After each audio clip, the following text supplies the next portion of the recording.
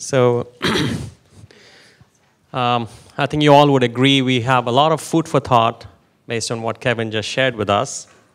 So now let's get a little bit more into the weeds in terms of what all of this change is, what impact it's having in the global economy, and what are some of the developmental and financial institutions doing about it. So the topic for this panel really is around the new economic development model for the digital age. And I have some great panelists with me today who I'll just introduce right now, and then I'll share a few slides, and then we'll get into the Q&A. So to my left is Fabrizio, who's head of trade and investment at IDB, and he's a true thought leader across Latin America and has been instrumental in bringing about a lot of development enabled through ICT within the region. To his left is Samia Melhem. She's the global lead for digital development for World Bank, and she likewise does a lot of policy and implementation work across Africa and other regions, leveraging digital technologies, and with the purpose being, again, social and economic impact. And then to the extreme left is Mr. Nilkanth. He is the economic counselor for the Embassy of India, and he will share with us some insights on how even a big country like India is, kind of grappling with this change, and in fact taking advantage of the change and going through its own process of digital innovation. So I'm going to just start with a few quick slides because I want to really focus on the panel here. But just to put some context, so we're hearing a lot about these technologies, AI, automation, analytics, and thanks, Kevin, for this graphic here of the digital twin. But essentially, these technologies are having a huge impact on the workforce and on different business models. And the global services industry, which has traditionally consisted of, software development, testing, customer support, finance and accounting work, et cetera, these are all being impacted due to these very fast developing technologies. So if you look at it, 90% of the routine call center tasks will be automated by digital labor by 2025, and that's coming in the next 7-8 years. So what impact would it have on those lines of businesses?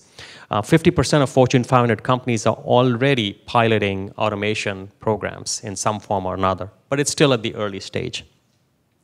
Automation is having impact across various industries and various horizontal roles, and the services industry especially is being impacted through improvements in natural language processing and automated workflows and process flows that are bringing about new efficiencies and productivities, hence lessening the need for human labor.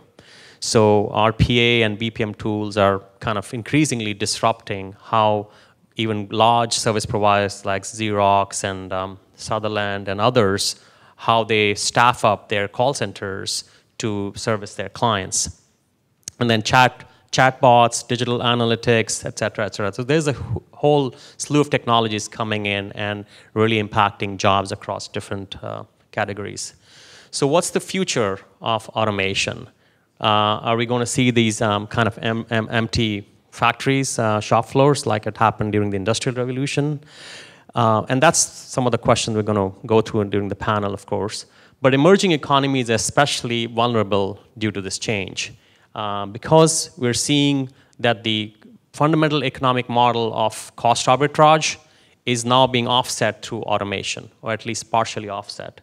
And the scope of services that automation can impact has grown and mushroomed. Even now we are seeing paralegal kinds of activities being automated. So even high price professions like the legal profession are being impacted. And this technology is self-propelling, which means when you automate something, you open up new opportunities to further accelerate that process of digitization. So, however, there is still hope. There are certain fundamental attributes that human beings have which automation cannot replicate, at least not yet, until maybe we have real AI. As Kevin said, it's not there yet. Creative intelligence is something that humans uniquely possess, the ability to react uniquely to certain challenges with very unusual, ingenious solutions. Exception handling, escalations, these are some of the areas where you still need human involvement. Social intelligence, understanding the social context, being able to empathize, being able to contextually respond to situations. There's no other tool right now that can do that. And then finally, industry specialization. That's, of course, something, again, comes through years and years of experience. So what does this lead to is a new economic development model, which is what we'll go through on the panel today. And we'll look at 4 pillars here. The shift to the digital services economy, upskilling of the digital workforce, the regulatory cybersecurity, intellectual property impact, positioning or shift towards this digital services economy, and then how do you shift the way you promote regions and countries to leverage these trends. So with that, I'm going to jump into our panel. And I'll start with first Fabrizio, maybe sharing a little bit more about the work he's doing at IDB and maybe just his opinion in general around this digital disruption that's happening. Sure. Thank you, Anupam, and thanks, Kevin. Good to see you here. And great seminar. I'll be sure to get all the presentations. Yes, I lead trade and investment at IDB. So basically, we do lending. We're a development bank, and in the case of our division, we do lending to the governments to promote more trade, more investment. We believe that economic development in part derives from open markets and globalization, and that's what we dedicate our lives to. Integration comes in different forms. The flow of goods and services. Goods to flow from one country to another need a lower logistics costs, better customs, better airports, better roads, better infrastructure, the trade infrastructure aspects, which involve hardware investments and also the software, so the technology, the process, the institutions behind trade are key. And we've dedicated a lot, we dedicate a lot of time to that in reducing those costs. But in the digital realm, we export animation and video games and engineering and architecture, and that is something that is growing quite a bit. You probably are familiar with the security, the CAPTCHA, when you have to put like different signs to enter a website for security purpose. That was actually developed by a Guatemalan. By an entrepreneur from Guatemala. And FIFA, if you have kids, I have 2 boys, they play video games too much. They should read more and play less video games. But they love the FIFA, soccer, and video game, which is really ecumenical. And that was developed in the outskirts of Buenos Aires for electronic arts. And I could give you more and more examples. And those are digital exports. Exports of creativity, in this case, from Latin America to the world. So we dedicate a lot of time to having more of those companies in our region, and we're doing a myriad of programs for governments to understand this, for governments to better do human capital, because ultimately this, we're talking about digitization and innovation. This is intensive in human capital and creativity, so it's key, that adaptability. And finally, as a starter, the private sector and the innovators and the entrepreneurs always go faster than the governments. The state goes slower, the market goes faster. So the key is to try to overcome, as much as we can, that mismatch in the speed. I met the MIT engineer who develops the software for the driverless cars, and I asked him, when and where. And he said, probably in a couple of years we'll start in Singapore. Because that's where the regulations are, really adapted, and they have been really innovative about, allowing this technological, disruption to come into place. So that is key. Making the governments understand and adapt their regulations, which are key. Otherwise, in a collective society, this technological digitization does not occur. Samia. Yes. Good afternoon. Thank you, Anupam, for your question, and thanks to Avhad for inviting me. I'm very happy to talk today about what the World Bank is doing in that digital age, in digital development. So the World Bank has been investing increasingly in technology. Right now, we have a portfolio of projects of which more than 80% have large technology components. And what my unit does, we're part of a bigger transport and ICT global practice. What our unit does is provide loans or grants to governments specifically to develop the ICT sector. And this very much what Fabrizio said a bit earlier. We have a few challenges, which is typically that governments are slower than private sector. However, governments are seeing the impact of technology and are trying to use technology to unleash innovation from within. They face several struggles. The first and biggest one is really connectivity. In most of the countries where I work, and I work globally, we haven't reached that last mile. And still, I wouldn't say we're in the Stone Age, as Kevin said earlier, we're more in the Copper Age. It's mostly copper wires and, if you're lucky, a bit of DSL or ADSL to connect. So the fiber isn't getting there, not getting there fast enough for the consumers outside the big cities. And many of the countries I work in, it's still 75% of the population living in mountainous terrain or outside, living from agriculture. And these guys suffer a lot from being left behind. So the connectivity is a big issue. And we're spending a lot of our investment in pure fiber technology or PPPs with private sector operators to go where they today cannot go alone because the model will not be lucrative enough. The second element, and that's the one that I find the most fascinating, especially given what we heard from Kevin earlier, is the digital transformation of governments. And again, many of my client governments still function based on processes from the early 1900s, where everything is on paper and sequential and based on a lot of bureaucracy and stamping from different agencies. So really reforming transaction in the digital age and listening to the citizens, most of them young citizens, most of them using Facebook and used to having a transaction on their mobile is becoming increasingly a big challenge for government, a big challenge and an opportunity. There's a lot of unrest when a lot of the young millennials, as we heard earlier, especially the affluent one, have to go and line up for months to get a building permit or a permit to create a business, etc. So we're seeing a bit of push coming from citizens to improve the working of government.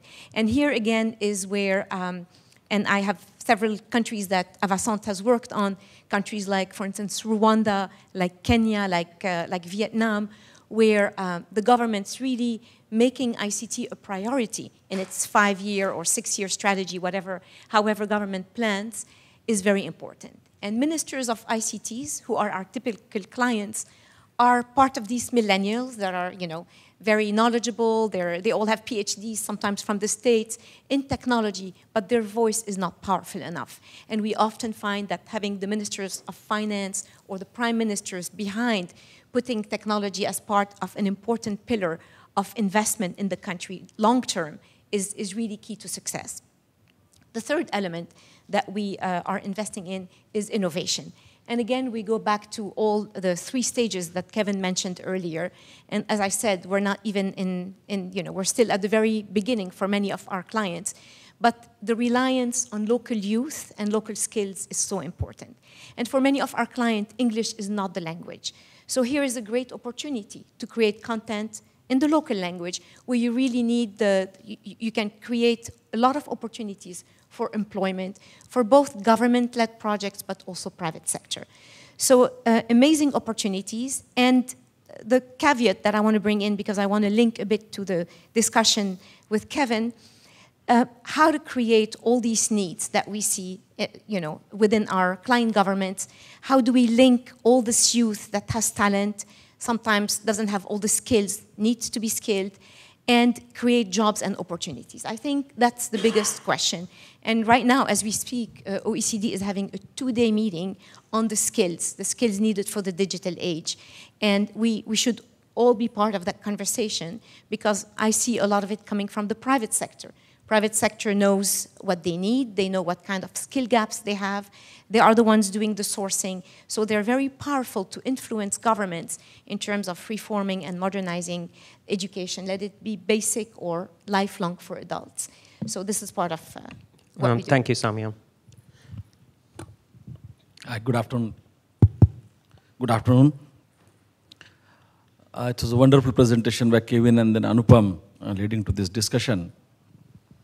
Whatever I've seen in last 17 years at the subnational level and the national level in the state government and the government of India, what we in India describe as computerization and then the following the technology in various sectors, the government is at a particular stage and that I will come subsequently. But if you look at the level of technology we are talking about and then the world we are visualizing, I also get thrilled to imagine that if there is an earthquake in some part and then we need to do the disaster relief, if I can make flow a 3D printer with a drone to drop at a location and then maybe it is printing the food and the people can eat that. So those kind of possibilities or the mapping of a genome for which the cost in 2007-8 was something $1 million, which has come down to $1,000 and maybe it can be $100 in the days to come. And your entire genome mapped in a, say, pen drive, somebody sitting in some remote corner of the world, consulting the most advanced doctors about the health and getting the appropriate prescription for treatment. And when I imagine this world, at the same time I start thinking that as on 31st March 2017, out of 7.5 billion population in the world, it's only half the population which is connected to the internet. So the other half is still trying to be there, and then I believe the governments have a huge role to play into it.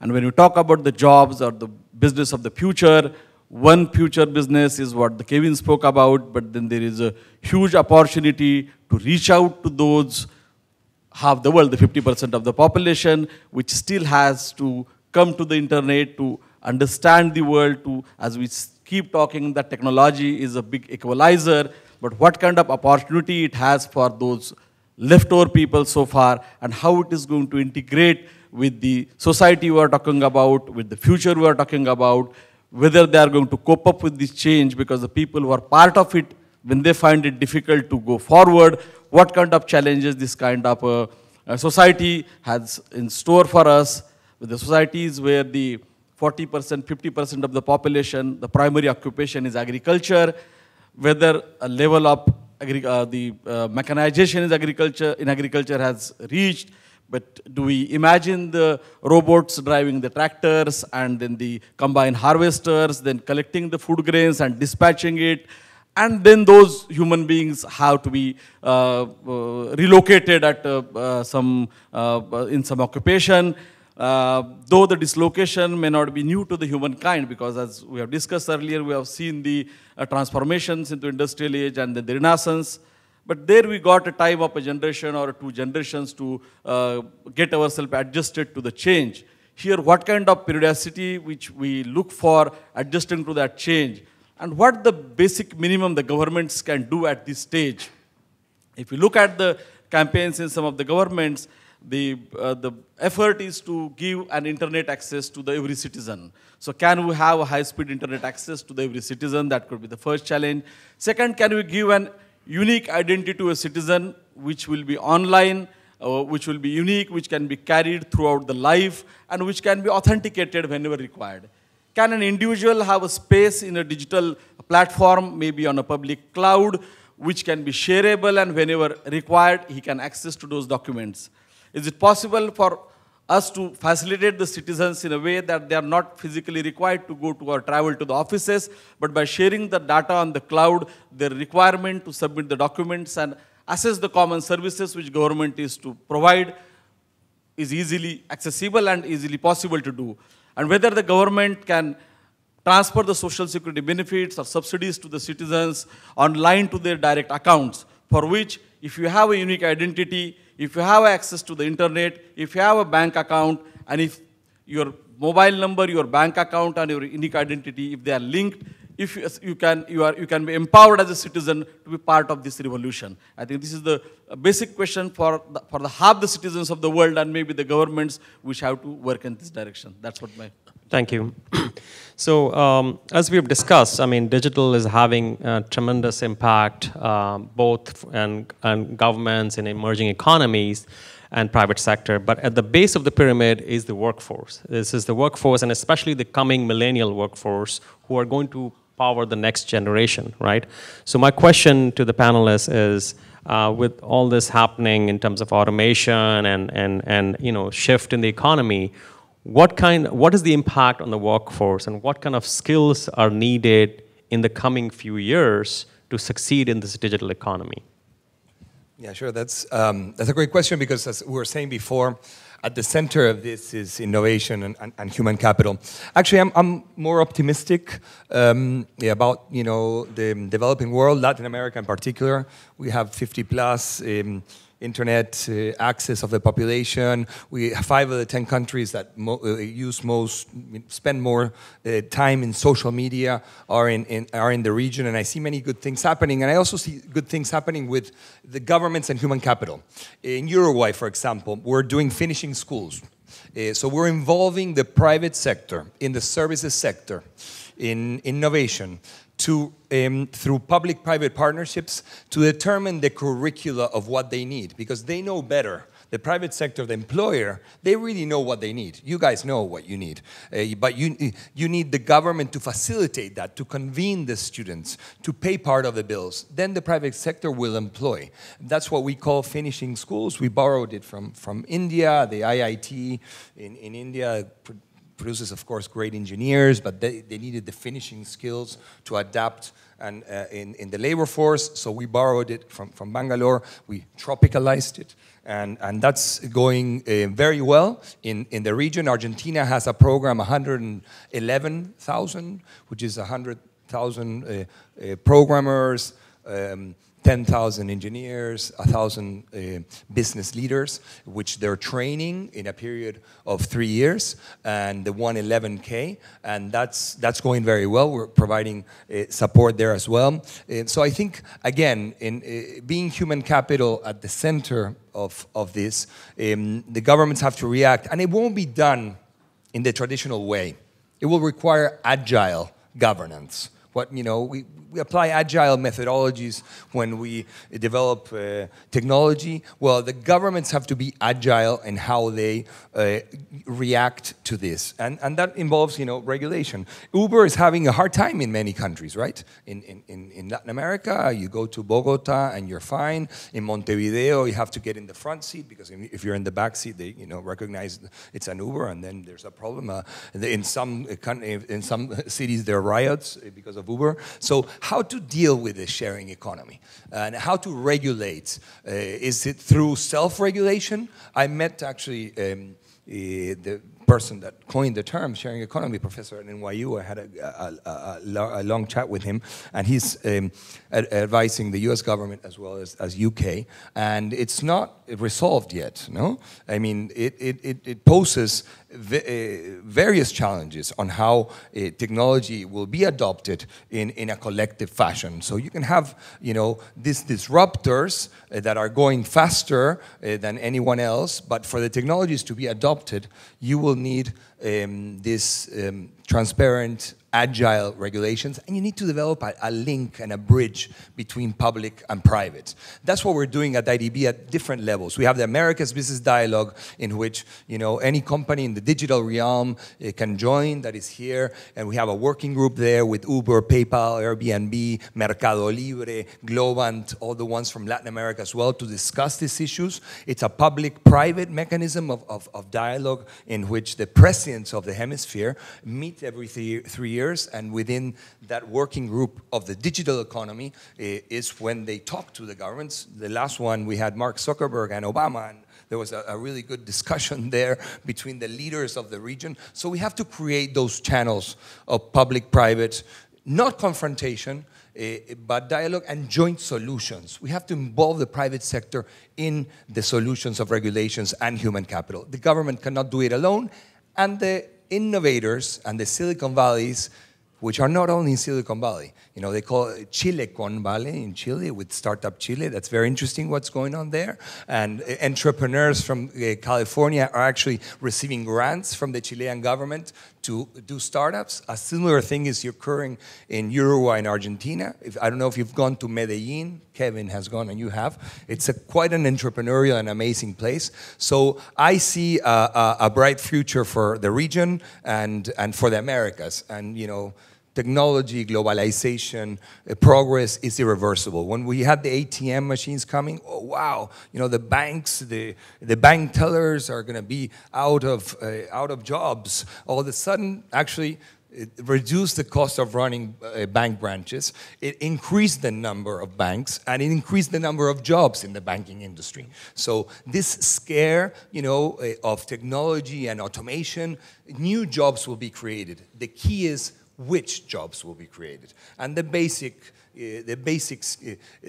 are there: philosophy, creativity, emotions. Those things will not be replaced by automation. And as Kevin said, hopefully we'll have more time to read philosophy on weekends. Thank you. So Samia, again, your thoughts on that same question. Yes, thank you. I think we have to distinguish the first world part, and this is my opinion, having traveled around, and the rest of the world. So first world, yes, I agree with Kevin, we'll have a lot more time. In fact, Bill Gates just had his last Bill Gates notes on that. And human being, he says, will have more time to reflect on the purpose of their life and find more purpose. And that is wonderful if you can afford it. Because purpose, if you're hungry, as we all know, is not a very good combination. And we are seeing so many things happening around the world, not necessarily because people are evil, but because they're starving and there's no purpose, or there is, bad purpose. So this is really the question for us. And again, I'm moving from the first world to developing countries. And I'm going to drill down on some programs that the World Bank is doing, mixing, as Kevin said, two disciplines, ICT and education. So we've invested in large projects of skills in countries like Vietnam, in countries like Mexico. In Mexico, our Mexico First project has helped train more than 40,000 young and less young developers, programmers, webmasters, has helped them achieve certification for whatever technology that they had applied and got that grant to specialize in. These are 5-year projects, so you can do a lot in 5 years. And the purpose of the government of Mexico borrowing that money from the World Bank was to really reskill the young kids graduating from colleges and being unemployed. So that geography major, that philosophy major, that Spanish major, that now through that program is either writing content on the web or using her geography skills to map or outsourcing services to either US or other companies. So there's a lot of things governments can do, especially those that are forward-looking. In Africa, going back to Africa, we have in countries like Kenya and Rwanda, with very small amounts of funding, we have helped create innovation hubs where young entrepreneurs can apply, and if selected, and many of them get selected, they get either incubated, so that takes around a year, or accelerated, and that's 3 to 6 months, and they get access to grant money, access to venture capital, and mentors to train them and to help them get the right business skills. So there's a lot of things that can be done, not only for the ICT field. I have to say that even lawyers, if you look at what you said, sir, the legal and enabling environment, and as we said earlier, policies and regulations are always dragging behind, right? And we need them to accelerate a bit the pace in the digital age. Training lawyers, training clerks, training parliamentarians to understand all the consequences of digital and the consequences of not moving fast enough is one of the areas that we have been spending a lot of time and money in. And last but not least, short vocational training, upgrading vocational training offerings for the countries in which we're involved. Jobs like electrician, the guys who wire buildings to provide for access to the fiber, right, in the whole building. We don't find these. I don't know how many of you go to developing countries and you're looking for a plumber or an electrician or a network specialist. 3D printers, which will need to be manned and maintained once they are mainstream. So lots of gaps in the skills and lots of opportunities to help reform a bit the education field. So as you are both saying, I mean, as traditional jobs are going away, the new jobs are being created, and the main thing is to empower and rescale or upskill the workforce to address those new opportunities. Absolutely. So Nilkanth, I'll ask you a slightly different question because India has been at the lead, in the leading role with the ICT revolution. But now with the coming digital age, a lot of India's challenges focus on software development, testing, call centers. Many of those jobs may not exist in the next 5, 10 years, or at least not to that amount of positions. In fact, Infosys, TCS, all these companies are already laying off people.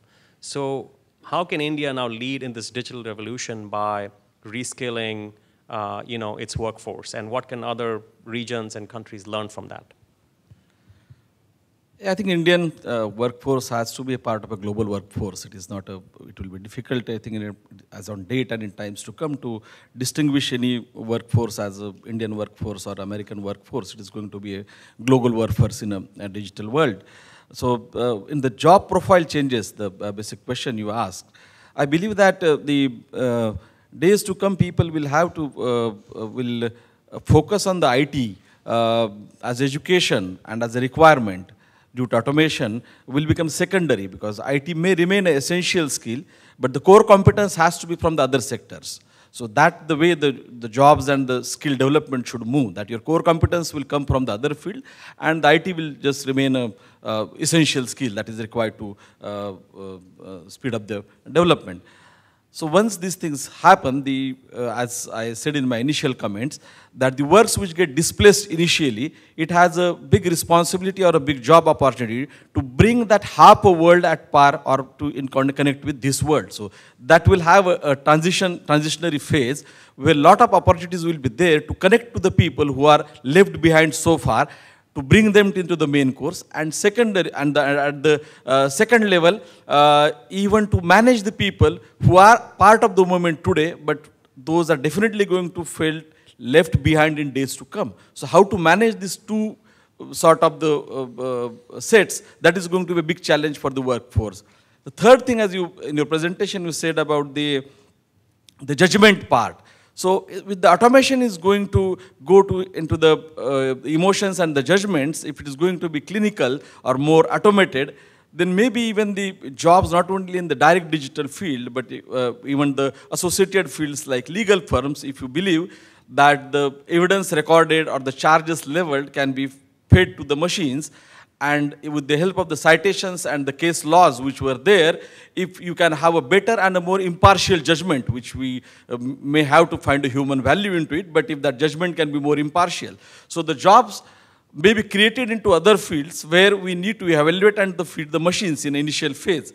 And lastly, I feel the people who will be finding the purpose in life, as we discussed, the eternal question in the Indian philosophy, Koham, who am I, and then Tattvamasi, that you are. So that answer, the gap between that two, the people may wander at various places in the world, and I think you need a service facility at all the sectors to even help people to answer that question. So that can also be automated, and for that you require lot many people to give inputs. So I think these are the areas I believe the jobs will go into, and maybe the skills of the core competence will be required for all these sectors. Thank you.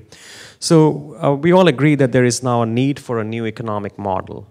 And there is a need for the governments and agencies to be playing the role of an enabler.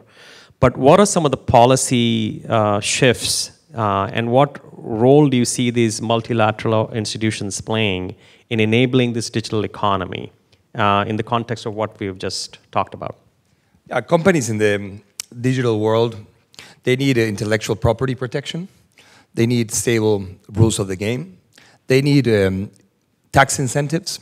That's why in the region we promote those services zones. They were called free trade zones in the past. Increasingly, there are special economic zones, but anything that has to do with technology and that you invest in Guadalajara, in Medellin, in Montevideo, or elsewhere, you will find those regulatory incentives.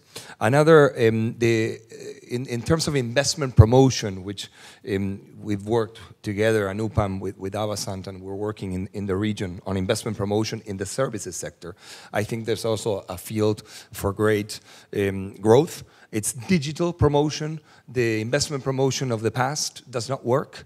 You have to do digital promotion, and that means using technology and social media and generating social platforms. At the IDB, we have given, in a way, an example of that. We created the first social platform in the world, the B2B, not transactional like Alibaba, but rather to meet entrepreneurs, to do business and to learn. We call it connectamericas.com. We have 1.5 million users from 160 countries, and it's growing really organically. We convened with, our anchor partners are Google, Alibaba.com, DHL in the logistics realm. Now Facebook came along, and we sort of gave the example and how can you use technology to foster more contacts with entrepreneurs in a very easy technological ambience. And of course, our CIO is here, Nuria, that has been extremely supportive with great ideas in this process. So that should be an example. All the countries should have online platforms so that entrepreneurs and investors can communicate with potential partners or can communicate with a regulator of an industrial park.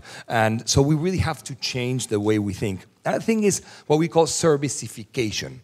So Chile has copper, right? Has a lot of copper. And one of the first exporter in the world. But around that comparative advantage of copper, Chile has copper engineers that have been in the copper realm for a long time. They're exporting services. So copper engineering is exported from Chile to the rest of the world. Chile is seismic, so they have earthquakes, they have great technology and great anti-seismic architecture. You know what they're exporting to China? They're exporting architecture. So the buildings in China that are earthquake resistant are being designed by architects in Chile. Uruguay, a Uruguayan architect designed TCS's, Tata's, a big building, one of the headquarters in Bangalore. So adding services to your comparative advantage. Uruguay has cows and great beef, but we also have software for traceability of the cows that is exported. And so we have to think creatively about our comparative advantages, which can also lead to competitive advantages in terms of adding value to what the earth has given the countries. In the agriculture field, there's huge amounts of innovation. We feed the world, as you know, and Brazil, Embrapa, is one of the leaders, worldwide leaders in food production and innovation. And all of that can be a business, all of that can be exported, but the governments have to, the rules of the game, transparency, legal stability, tax incentives, human capital alignment, all these things, intellectual property protection, open markets, double taxation agreements, and the list goes on and on and on. So there's a lot of work for us. Thank you, Fabrizio. So Samia, you do a lot of your work in Africa and sub-Saharan Africa. So can you talk about what kind of policy changes you're bringing there to enable digital shift and also to reduce the digital divide? Absolutely. And Fabrizio described so nicely what's happening in Latin America, which is much more advanced. But you see a lot of African countries really look up to Latin America, to Asia, to really get this model, because everybody needs to be inspired. And we all know digital transformation takes a long time. Where I see results is from governments that decided 3, 4, 5, 20 years ago to become digital. So there is a plan to become a digital government, and many of these governments are now saying digital by default and a culture of data. As an example, Tanzania, where I'm working right now, where there is a huge focus on digitizing everything, from health records to creating a la Aadhaar, a la India, a digital ID, so that, as you said, you have financial inclusion access and you count, so you have access to the services. And honestly, when I look at all the countries that have made that commitment to digital government, their growth is positive. Look at Kenya, look at Rwanda, look at Moldova, look at Chile, Colombia. I mean, they are creating jobs because they all need local content.